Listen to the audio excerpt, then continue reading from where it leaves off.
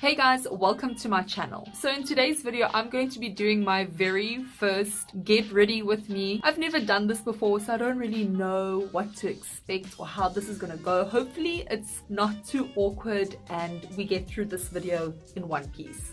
Not only that, but I do have a few questions for a Q&A that I'm going to answer on camera for you. So before I get started with this get ready with me, I just want to say if you are new here, make sure that you've clicked the subscribe button down below. And also while you're at it, if you want, you can press a little bell notification right next door to the subscribe button and you'll be notified every single time that I upload a video. So even though I'm filming this get ready with me birthday edition, it's not actually my birthday today. Today is Saturday the 23rd of June. My birthday is actually on the 26th of June, so that's this Tuesday that's coming up. So this year I am turning 26.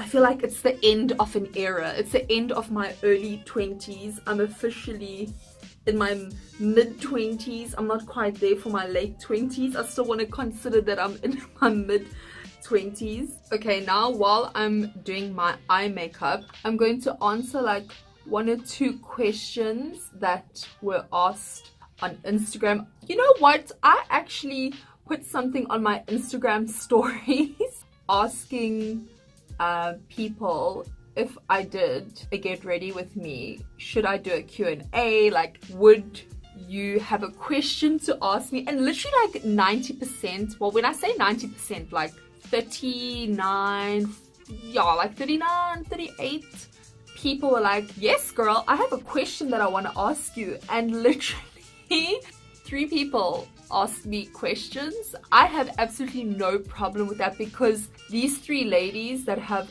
asked me questions have asked me some really cool questions that I'll be more than happy to answer. And you know what? It's not about the quantity, it's about the quality, sis. So question number 1 comes from a follower on Instagram called Amina. First of all, thank you so much, Amina, for sending me this DM, this question. I really appreciate it. So basically Amina's question is, what made me want to do YouTube? There was just something so appealing and so interesting, and I wanted to do it for like a really long time, like for a whole year. It was at the back of my mind, like, should I do this? Shouldn't I do this? And people were saying to me, like, you should really have a YouTube channel, like you have the personality for it, you're always like talking. And I don't know what it was. I don't know if it was because I was scared or because I thought that I had to have a fancy camera or I had to have this and I had to have that, and that was things that was setting me back. And I didn't start it for a year,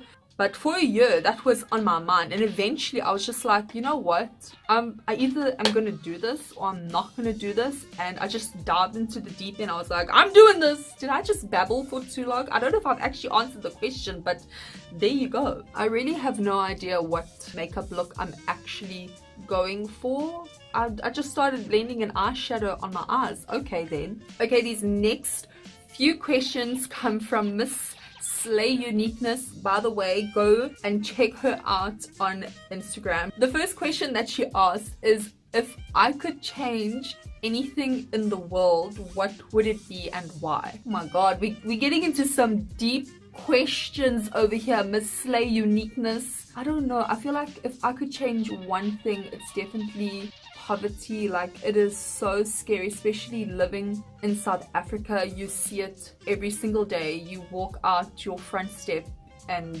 every road that you turn at, there's someone there on the streets, and it's heartbreaking to see people like that. So the second question Slay Uniqueness has to ask is, how do I deal with negative comments on social media? You know, I've actually been quite lucky enough that I haven't really received negative comments or much negativity on social media yet. I'm not this huge person on social media, so that's why I feel like I haven't gotten any of that as yet. I mean, I have received like 1 or 2 comments on a YouTube video that I was just like, okay, whatever. And also like on Instagram stories when I do polls and stuff, there's always like that one person that always chooses the negative one. Like, they never like anything. And it's like, girl, what are you doing here? Like, why are you even looking at my stuff? Why are you here? Why are you following me if every single idea, every single thing that I put out there you just don't like, or you always negative in the poll questions? Like, I see you, girl. I see you, and I don't know what you're doing here, but okay. But I feel that at the end of the day, everyone has a choice. You can choose. Do I want to work myself up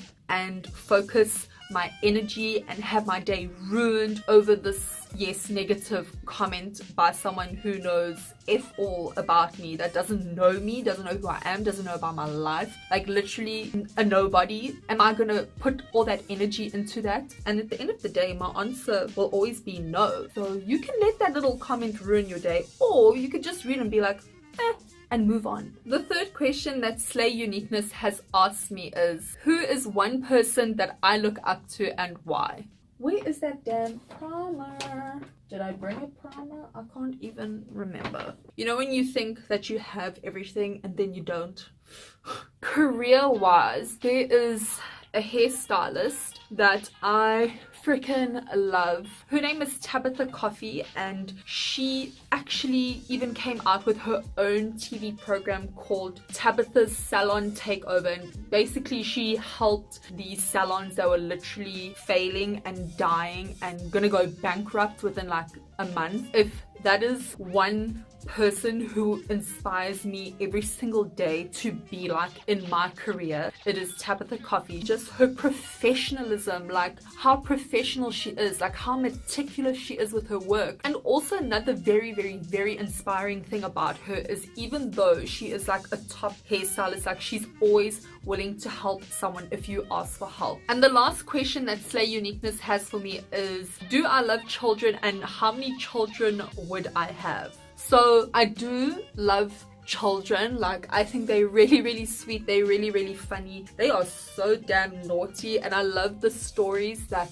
my clients come and tell me about their kids. But I'm in no rush whatsoever to have kids. I don't know, I don't have that urge to have children right now. I definitely want to be a mom. I have no idea how many children I would want. Maybe one or two. I don't know. It's so expensive having a child. It really is. But I think at the end of the day, even if you're blessed with one child, that is more than enough. Because you know what? There are a lot of women out there that can't have children. So the last few questions come from Shivani. I think I'm saying that right. I hope I'm saying that right. But basically, she is already glammed up. Go and check her out on Instagram. I really feel like the questions she asked was really cool. So first she asked a few random questions. For example, she asked me, do I prefer tea or coffee? So I'm most definitely a coffee person. Like, when I wake up in the morning, the first thing I do is boil the kettle and have a cup of coffee. When I get to work, after I get my hair done, I make myself a cup of coffee. It's actually really bad. I do like tea, but I feel like for tea, you have to be in the mood for tea. Do you know what I mean? She also asked me, do I prefer cats or dogs? I grew up having dogs, like we always had dogs. So I'm a dog person by default, but I think cats and kittens are just as cute. I don't want to say they're cuter, but they really are adorable and cute. So my boyfriend and I live in a flat, and they actually don't allow pets, but the lady upstairs has a cat. Complete anarchy, I know, right? So she has the cutest little cat. Her name is Mittens, right? Like, cats, I feel like you could give them really cute, weird ass names and no one will complain. So even though I'm a dog person, whenever I see little Mittens, I always want to play with her and like scratch her belly, which I found out cats don't really like. They don't like that. They really don't. Dogs love that shit. Shivani also asked, oh god, I hope I'm saying your name right, girl. She asked, do I prefer chocolate or cake? By the way, guys, I just want to slip this in while I have the time. To all my pasty ass, white as paper girls out there, I would highly recommend trying out this Essence Brighten Up banana powder. It is a brightening powder, and oh my gosh, I honestly think that this is going to be one of my best products of 2018. Like, look at that eye. Anyway, back to the question. The only reason why I am going to choose cake is because you can get different types of cake. You can get a chocolate cake, a vanilla cake, a cheesecake. There's many, oh, red velvet too. Many different options. Whereas with chocolate, like, chocolate is chocolate. And then the last normal standard question she asked me was to choose between hair or makeup.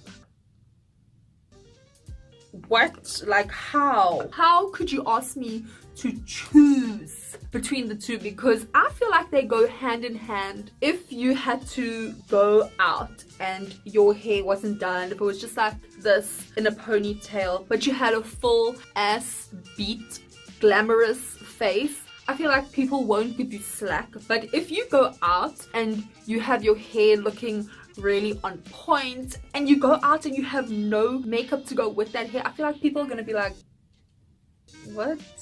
So I feel like I would choose makeup over hair. Next up is some really nice, cool questions that Already Glammed Up has asked me, and it's got to do with being a hairdresser. Like, I love these types of questions.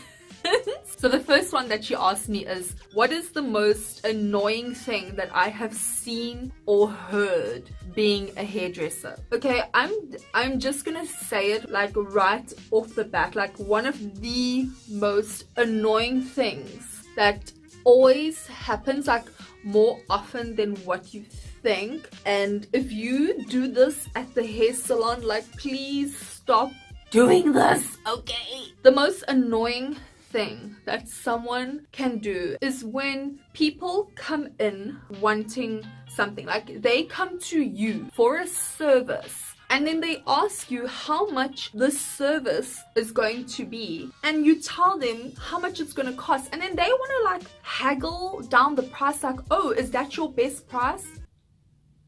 Sorry, what? Like, there's a huge difference between asking a hairstylist, hey, what specials do you have on at the moment? Oh my god, there's nothing wrong with saying that, because if you tell me what your budget is, or if you are on a budget, or if you only want to spend a certain amount, then girl, I can help you. There's nothing wrong with that. The minute you ask me for a special price, aka can you lower the price, I'm not going to take you seriously, because you are not taking me and my profession seriously. I've even had clients who have had the audacity to say to me, oh, well, you know, I'm doing this and this, so can you not give me a special on that? Like, how would you feel if you went to work and your boss was like, hey, do you mind doing this and this and this for me, but listen, because you're doing all these things, I'm only going to pay you half your salary and not the full salary? Like, you would get pissed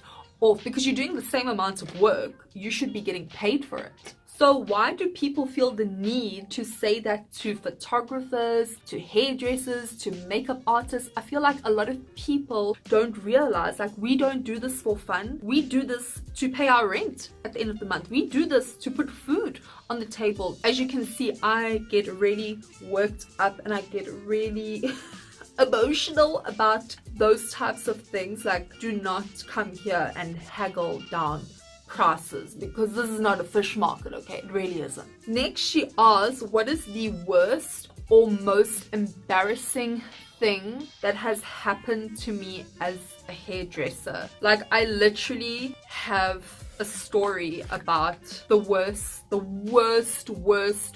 worst client ever, and this lady, my heart is palpitating just thinking about it. Like, she was literally the worst customer ever, to the point where I was traumatized. I was literally traumatized and I cried. Like, I cried for a long time for that day. I was just really scarred by this person. If you want me to do a story time, like, I've never done a story time, but I can do a story time of the worst client I've ever done. Like, let me know in the comment section down below. Like, you will feel so irritated hearing this story, but I'm just thinking, thank goodness I only had 3 people ask me questions, because this video is quite long. I'm presuming it's going to be quite a long video, so I apologize.